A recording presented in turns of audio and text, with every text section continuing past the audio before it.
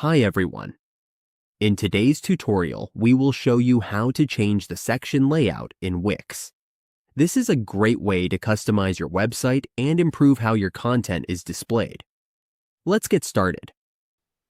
On your Wix editing dashboard, to edit the layout of a section, all we need to do is click the section we want to edit. We can select the section we wish to change, or choose a different one. To edit the layout, just click on it. We will then see the layout options appear right away. It depends on what we want to do. If we want to align the section to the middle, we can do that here. We can also edit other options as needed. We can adjust the padding to give the section more or less space, depending on what works best.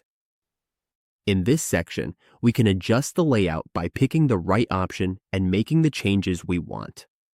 It all depends on which part of the section we are working on. Here, we can also change the number of rows.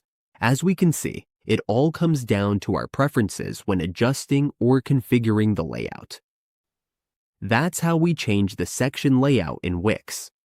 With these simple adjustments, we can easily improve our site's design and create a more organized look.